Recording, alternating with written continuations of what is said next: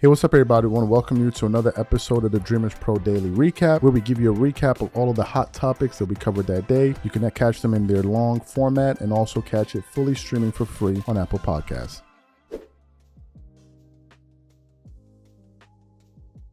The NBA came back, right? After the All-Star break.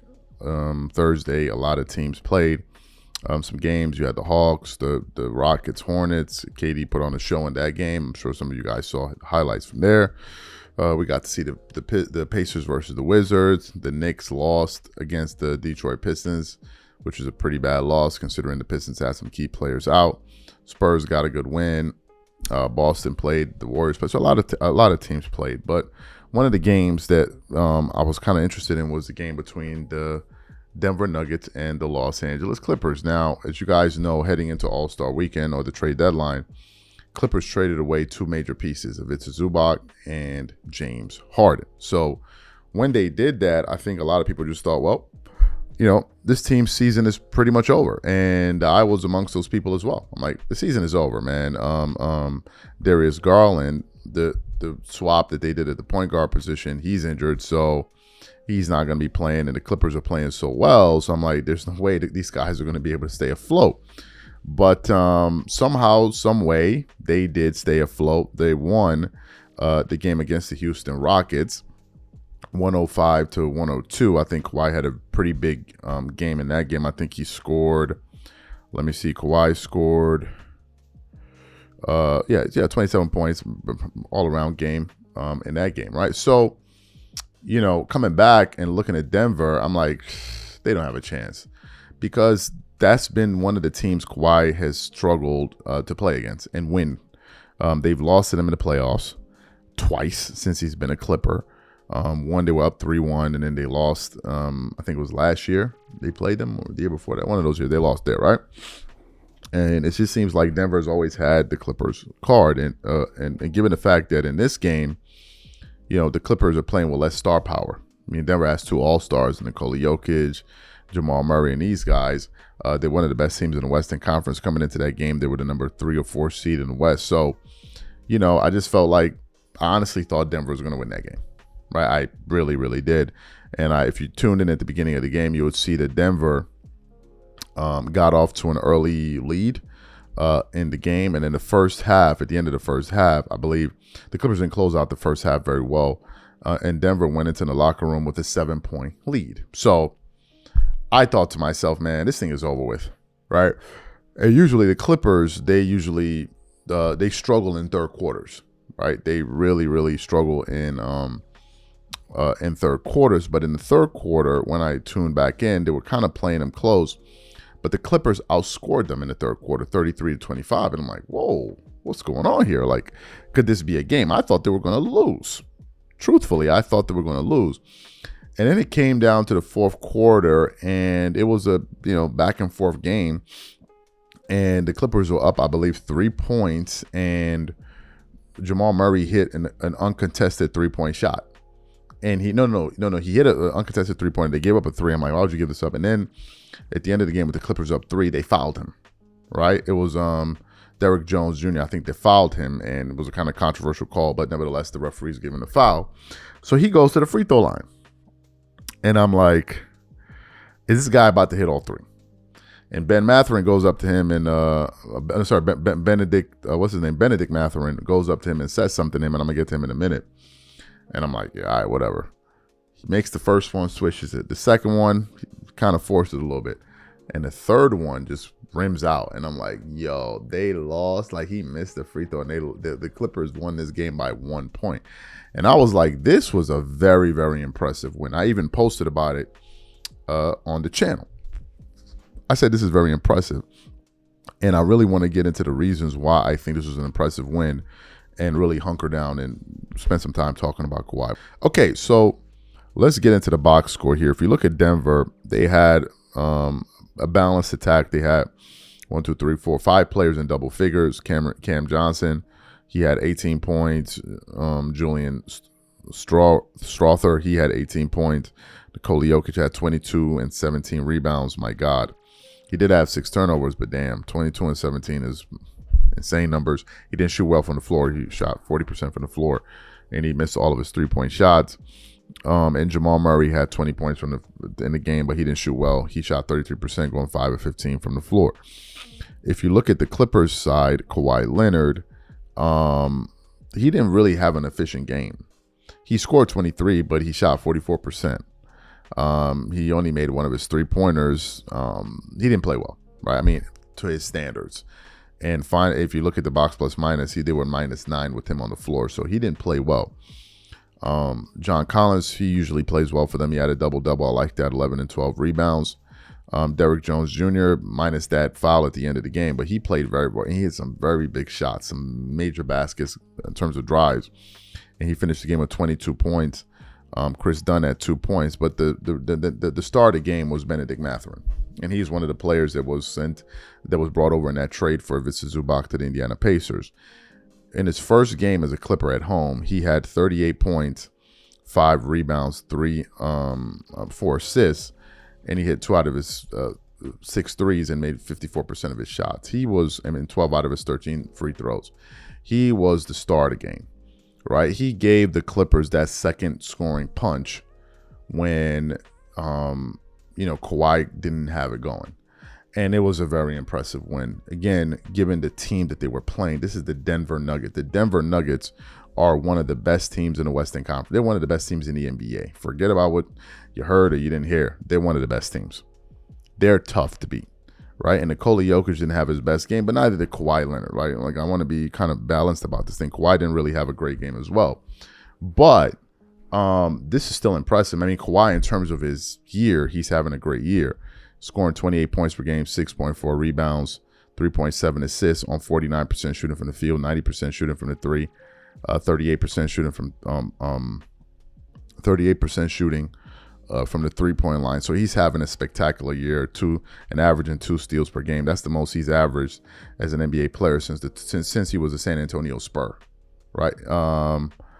Since he was a San Antonio Spur, that's the last time he averaged that many steals per game. You got to go all the way back to 2017-18 when Kawhi was getting you more than 2 steals a game. So he's really picked it up on the defensive side of the floor, and I thought it was a very, very impressive win. Now, I believe tonight they're going to be facing against the Lakers, if I'm not mistaken. The Clippers have won 2 in a row, so they're the number 9 seed in the Western. So they're in the play-in tournament picture. We'll have to see if they can make it out of the play-in, but tonight they're going to be playing against the Lakers, which we'll see how that looks. They're not traveling to another state, so I think they should be relatively fresh. So we'll see how that turns out. But, man, this was a very, very impressive win against the team that they played. And given the fact that, the only all-star on the floor the Clippers had was Kawhi Leonard, and Denver's a better team. So for them to get that win, it's pretty impressive. Now, I've told y'all that in 2026, I'm not with the buffoonery and tomfoolery and the nonsense, right? I'm just not going to do it. And I think the more we behave like bumbling idiots in this space, the more we dilute the space and the more we turn the space into like a clown show, which in many aspects basketball media has become, right? And I've also told you I'm not going to be reacting to, like, I'm not keeping dudes hot in the algorithm when they go out there and say crazy stuff, and I'm not doing it no more. Like, whoever it is, I'm not doing it. Like, we're done with that game. If you're saying stuff that makes sense, okay, we're talking about. But if you're just saying stuff to get attention, I'm not doing it no more, man. So what am I talking about? I'm talking about Gilbert Arenas, right? And I ain't got no issues with Gil. I've known Gil for a minute now, but like Gil be doing this nonsense. He does this to have people talking about him by just rage baiting people. And here's another instance where he tried to do it again. So I came across an article here from Fadeaway World earlier today, and it says, Gilbert Arenas claims Michael Jordan ruined the slam dunk contest. Now, by that title alone, Gil is rage baiting people. If you say Michael Jordan was one of the people that upheld the legacy of the slam dunk contest, there are no clicks to be had. There's no drama, there's no rage, there's nothing. But if you say the inverse of that, then now here we are talking about it. And this is what I don't like, because this is not a serious conversation. The reason I'm addressing it is because I know some of our viewers will see something like this and get upset, or maybe want to hear what I have to say about it. So that's the reason why I'm addressing it. Okay, so let's continue on with this report here. It says the slam dunk contest used to be arguably the biggest attraction of All-Star Weekend at one point, but that's no longer the case. The 2026 edition proved to be a total dud, and LeBron James has often been blamed for the contest's downfall, as he has never participated. ESPN Stephen A. Smith pointed the finger at James for the dunk contest's demise, but Gilbert Arenas believes someone else is responsible for ruining it. Arenas blamed Michael Jordan, of all people, on the Gilbert Arenas show. Listen, we do have a problem, Arenas said. Listen, I don't want to say it's Stephen A. Smith. I don't want to say it's my guy. But look, everything is not LeBron. It's not LeBron's fault, okay? LeBron didn't ruin the dunk contest 15 years ago. The dunk contest was ruined in 1988. His name was MJ, Your Highness, the God, the GOAT. Because when that type of greatness entered the dunk contest, it put dunk contest standards at all high level. Arenas continued. Because he was in Chicago, he was already a scoring champion, 3-time All-Star, 3-time All-NBA, runner-up to the MVP, end up winning the MVP that year, All-Star MVP that year, dunk champ. I think he entered the three-point contest that year. He did everything, Arenas said. That was the year he swept. So that was the type of guy who was in the dunk contest with Dominique Wilkins. And so we haven't had those people since. It then continues on. Arenas says these judges are another reason why players don't want to participate anymore. Outside of that, what really ruined the dunk contest is the voting on dunks, which happened in 1988. Also, Arenas stated, because the narrative back then was the MJ and Dominique and MJ possibly winning in Chicago was the narrative. The voters got it wrong, and it continues on. And I'm going to tell you from talking to people who dunked, who participated in these things, the one thing you don't want to happen is you do a dunk, you get a number, and then someone does a weak ass dunk, and that number is higher than yours. Arenas added, oh, when that happens, there's an issue, meaning I don't want to do this no more. I don't know what the hell Gilbert Arenas is talking about here. I really don't. Gil is just running like he's running interference for LeBron James here, man. How can you go from LeBron not participating to now talking about Michael Jordan participating is what ruined it? What are you talking? Okay, the issue people had with LeBron is that he didn't participate. So you're saying the guy that participated had a bigger detrimental impact on it than the guy who didn't participate at all. Gil, what are we doing here, man? What are we doing here? Yo, you got too much money to be doing this, man. You got way too much money to be saying these things. You don't need this kind of like attention on you. Like, this is ridiculous, man. You mentioned all of the things that LeBron James did as all MVP. What are we talking? I mean, Michael Jordan did as all these accolades. Yeah, what are you talking about? LeBron James had MVPs and all of this stuff and had all NBA team selections. And like LeBron could have been like LeBron had these things too, Gil. What are we talking about here, man? What are we talking about? LeBron could have done the slam dunk contest in 2012, 2011, 2010, 2009. He'd already won MVPs, all-stars, all that stuff. 2012, he's already a champ. What are you talking about, man? How many championships did Vince Carter win when he went in there and shut down the building? Or how many did Kobe Bryant win? How many did Jason Richardson win? I forget about Kobe. Jason Richardson. And Kobe did it before he was a champion. What about Steve Francis and just some of the guys, Aaron Gordon, all like what are we? Dwight Howard, man. That's why I tell y'all, sports media is not a serious play. They do it in the news too and all that, but like, come on, Gil, you got like, bro, what are we doing, man? It's like this is rage bait. Because it's like, oh, let me defend LeBron and let me go at Michael Jordan. Like, bro, you picked the worst person. You can't criticize the guy who tried over the guy who didn't. That makes no bloody sense, man. What are you talking about? Who's worse, the guy that fought but lost versus the guy who was afraid to fight at all? Who's worse? But in this case, you're blaming the guy that fought and won over the guy that was afraid to fight at all, man. What are we doing here, man? What are we do? And I know why Gil did. He did it for this reason. So people talk about him. And I'm like, bro, we got to do better than this, man. We got to do better than this. This is a ridiculous take. Stop trying to save LeBron for every little thing, man. It's ridiculous. LeBron is a grown-ass man. He don't need y'all to be saving him at every second. And it looks weak as hell on him that every single moment you got one of his guys running around trying to, oh, don't say this about LeBron. Why you got to be about LeBron? I agree to a certain extent. Stephen A. Smith is overblowing it, but damn, son, like this is a ridiculous take, man.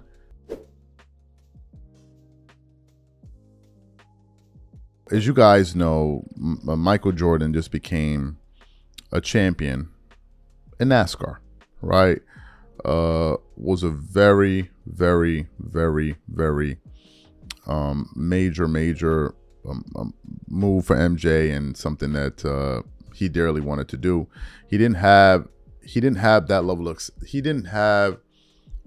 of success as a team owner, but as a in the NBA, but as a NASCAR owner or whatever, the person that owns the team, he, you can see that it was something that he was very passionate about, and ultimately he was able to make his dream come true. And now he's a 7-time champion, right?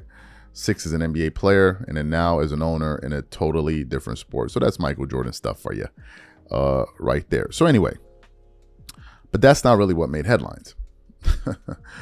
What made headlines was what came after the championship and during the celebration. So there was this video that we've all seen with Michael Jordan and one of the driver's sons.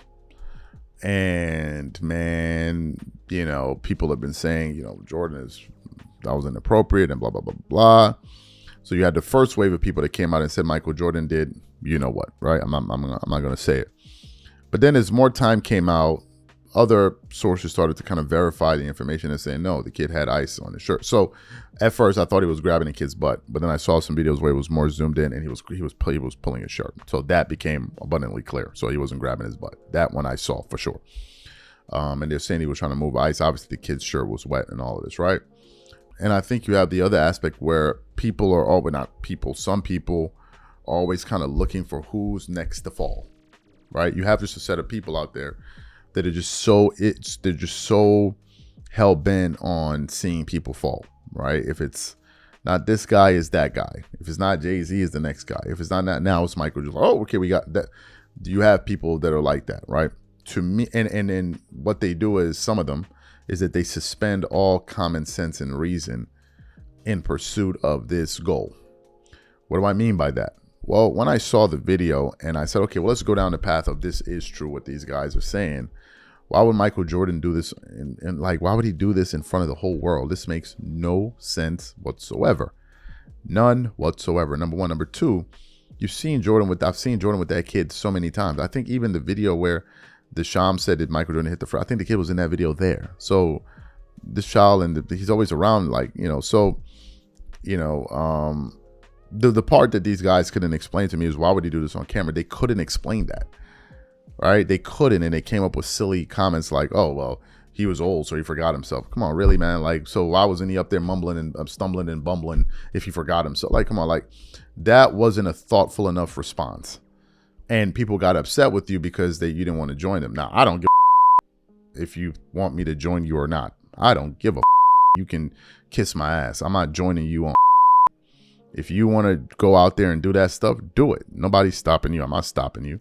But to feel like you got to join me and got to get me to join you, I'm not joining you for nothing. You do it on your own. I'm not here to follow nobody. You know what I mean? I'm not following you. You do it. If that's what you want to do. That's how you get it, how you live, whatever.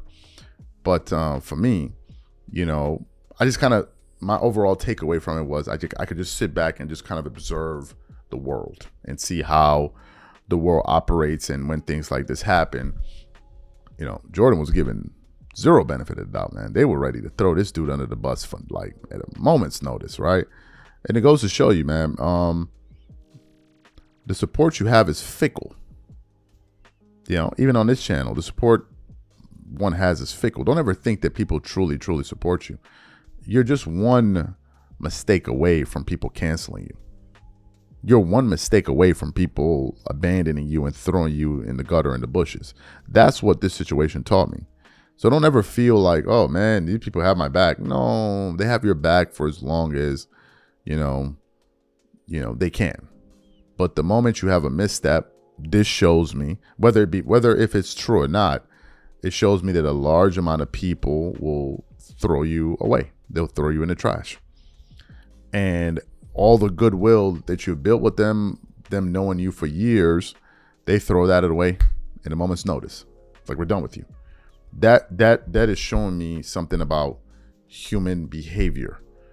And I think that it's a lesson to a lot of people that there are only a few people that are really going to be in your corner regardless, right? Most people, they're fickle. They're fickle. One day they can love you for years and years and years, and then something happens and then boom, you throw them away. To me, with this situation here, I'm not spending too much time thinking on it. At first, I was confused when I saw the video. I'm like, what's going on here? It didn't look appropriate. But then after they zoomed in and I kind of got some more context, because it didn't make, I'm like, wait a minute. But this is what happens when you have a brain. You ask questions. You know what I mean? You ask questions. What's going on here? This doesn't make any sense here. What's going on here? And some people just kind of gave up on that aspect of it. They just jumped to, oh, this is what happened. And this is this and this. And they got mad when people don't join them. How about that? How about that? Don't ask me to join you and just don't think. Like, I thought, I'm like, wait a minute. Okay, fine. This could be a possibility. But I said, but why? No, they don't even want you to ask that question. They don't even want you to ask that question. There's no why. Just join us. Kiss my ass with that. And I meant what I said. You know what I mean? I meant what I said. I'm talking about people that want you to suspend critical thinking just to join them for the sake of joining them. And they just want you to go down this path and ruin your career. I give you an example of this. I remember during that Diddy trial, you had people creating all kind of reckless content. I mean, look at this Diddy he went to jail for what he went for, but the stuff that people were saying was insane to me. They were just throwing in everybody. This guy was sending a picture of it. He did this too. He did that. I'm like, what is going on? And people made a lot of fools out of themselves during that period at the end of it. And people lost a lot of credibility, a lot of credibility, but they were just doing it for money. So they were just saying anything in the moment because, this is a time for a money grab. Just saying anything and everything. You know how many people have been sued? Forget about it. In general, for just putting out salacious stories on people with no evidence whatsoever. Just saying it because, I know it. I believe it. Let me say it now. I believe it. I know it in my heart. It's true. Let me say it. You can't associate yourself with these people, man. You cannot. They're not serious. Just don't go on camera and just start saying anything. Even videos when we done about LeBron and P. Have you ever heard me say LeBron is you? No, I don't have proof. I don't have proof. So if I come out here and say that, me believing it and knowing it is two different things. I can believe it, but to say he's done it, I don't have proof of it. So for me to come out here and say, that's how you get yourself a lawsuit, man. Stop being dumb, bro. But it is what it is, man. Y'all have fun with it. Y'all know me, man. I ain't backing up what I believe. If I believe it, that's what it is. Who agree with the video, gonna agree. Who don't agree, whatever. This one is something that really surprised me. So I was just going through the internet here looking for what to talk about. And I hadn't been on this website in quite some time. And I came across this article that said, from Awful Announcing, Jalen Rose returning to ESPN airwaves on Friday as Inside the NBA fill-in. Rose was laid off in 2023 after a long run at the worldwide leader. And I said to myself, what? Jalen Rose? Now, as you guys know, I thought Jalen Rose was one of the better personalities on ESPN. Some people didn't like him. I guess for some of his, I don't know, is it his political takes? I don't remember too much, but I liked Jalen Rose as a whole on ESPN. And we were here. We covered it every step of the way when he got let go by the network. The network let go of a lot of people that had a lot of us confused because they let go of Mark Jackson, which people liked. They let go of Jeff Van Gundy, which a lot of people liked. They let go of Jalen Rose, but then they kept Malika Andrews. And I'm like, what? And then you have the guys that they brought on the shows, like this guy that was talking about NBA players, talked about black players being lazy. I forgot the guy that was on ESPN First Take the other day. We did a show by him, just ridiculous. Like, these are the guys you replace those guys for. But anyway, but I can remember Jalen Rose and how he left. And one of the things that really made a lot of headlines towards the tail end of his time with ESPN was that Ime Udoka scandal. That one really rocked the network, and it was something where you had Malika Andrews and the Stephen A. Smith spat. We spoke about that as well. And as more information was coming out about the scandal, Jalen Rose said something on ESPN where he was then forced to go on air and publicly apologize for daring to say what he said. For those of you who don't remember what I'm talking about, take a listen to what Jalen Rose said back then that ESPN forced him to apologize for. Take a listen to the first part and the second part. They're combined. To piggyback on Stephen A.'s point about what Ime did, we know his name. Maybe I'm missing something as it relates to the law, but why we don't know her name? It's not like she's a minor. I feel like we should know her name publicly as well. But with that being said, I respectfully disagree with the legend Michael Wilbon. This is why. I feel like he deserves the opportunity to work again. And if he's going to work again, I agree with based on that, and if the Nets, who he's familiar with, I'm Jalen Rose, and I would like to apologize for a comment I made earlier on NBA Countdown. I question why a woman's name who had an alleged affair with Celtics head coach Ime Udoka was not made public. After an internal investigation, and it was discovered that she was a subordinate to the head coach, I now understand fully why her name should not be released to the public. Great. So you heard that there. So given that that's what ESPN was forcing Jalen Rose to do, I was very, very surprised to see that this guy would be even let in the building. It says Jalen Rose was one of the longest running NBA commentators in the history of ESPN before his layoff in 2023. Rose was a fixture on the network's studio programming and game broadcast and launched a radio show and digital series through his work with Bill Simmons, Grant Land earlier in a stint at ESPN. When Rose departed the worldwide leader 2+ years ago, it was the end of a long chapter with Rose as one of the faces of ESPN basketball coverage. Yet, as ESPN continued to spin its wheels in the years since Rose's departure, Rose has set himself up with a new basketball commentary gig that will see him, ironically, return to the network's airwaves this week. On Friday, according to Sports Media Watch, Rose will appear as a fill-in panelist on Inside the NBA Inside the NBA in place of Shaquille O'Neal. The show will appear on ESPN as a part of the network's agreement to license Inside from TNT Sports. Now, this is the post itself. Jalen Rose, who ESPN laid off 3 years ago, will be back on ESPN Friday night as part of the TNT-produced NBA studio coverage, filling in for Shaq. Rose was hired by TNT Sports last year to appear on its studio coverage of Big 12 men's basketball. He first filled in on Inside in a memorable appearance in late 2024 when the show aired more regularly as a part of TNT's NBA coverage. Rose also joined the network's NBA All-Star Game broadcast last winter. The journeyman point guard who starred for the Michigan's Fab Five in the 1990s also contributes to Big Ten men's basketball coverage for NBC and Peacock. Bro, this one surprised me. This one surprised me. So Jalen Rose somehow, some way is going to be on ESPN again. Isn't that interesting?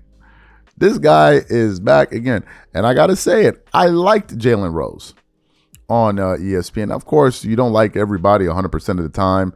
I'm sure the people that watch our show, they don't like my comments 100% of the time. You're going to disagree with people and I like what they say from time to time. But in general, I like them on there. I mean, the people that they have these days, I mean, I barely watch ESPN, like barely. I tune in now and then and, I barely catch it. I just think they had a better roster character of analysts and personalities a number of years ago than they have today. This is what I think. There were names that really stood out when you brought them up.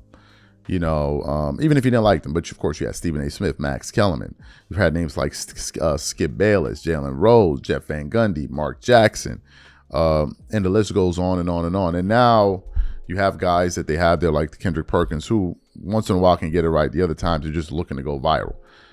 Say one thing here, you can cut up in a clip and this one, hear what they're saying, right? But this is going to be pretty outright. Now, does that mean that there's going to be a future with Jalen Rose and ESPN? I don't know. I don't know what these people do in their free time. I don't know what their financial situation. I don't know. right? I don't go that far. But the irony in all of it. And I said, hey, this would be something I'm sure that the audience, would certainly find interesting. And I said, hey, let's talk about it. So I guess the question is, how would Jalen Rose do? And would you guys like to see Jalen Rose come back to ESPN? Or do you think, hey, man, you've kind of been there, done that. Just move on and go on to bigger and better things and focus on other things?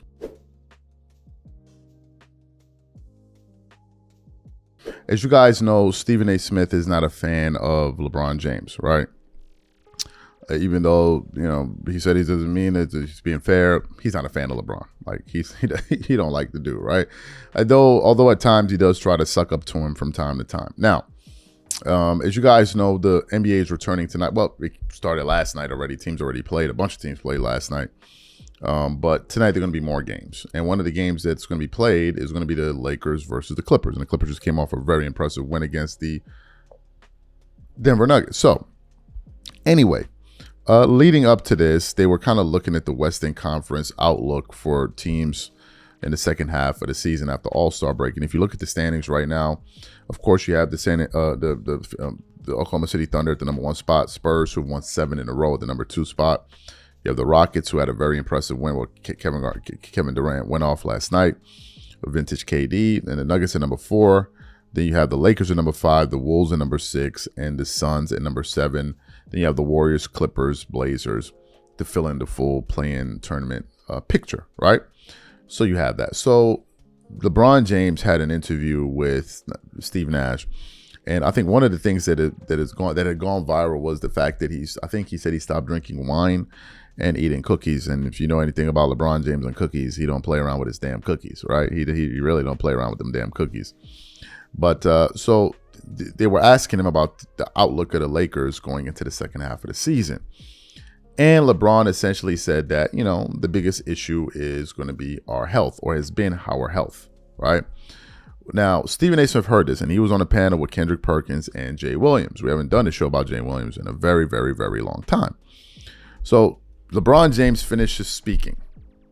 Stephen A. Smith is there listening. And then Stephen A. Smith, I don't know if he was trying to get ratings. I think that's what was going on here, because I think this was like an overreaction to what LeBron said. I mean, you could react to it, but I think he tried to, make it a moment for television, like make it a moment that may go viral. And Jay Williams, man, after Stephen A. Smith, like when he was talking, he was like, come on, man, like really, bro? And then at the end of when Stephen A. Smith said what he said, Jay Williams pretty much like he shut him down, but in a very, very respectful kind of way, like, yo, bro. So what we want to do now is want to play this sound for you guys. I want you guys to listen to it. I think it should include LeBron's comments as well. And I'm going to come back and continue on the show. Take a listen to that there. We're playing good ball at times, but the number one important thing for us is back to is health. Yeah. We finally got healthy, with AR coming back, and then Luka goes down with the hamstring. Mm-hmm. So, that is going to be the most important for our team. Yeah.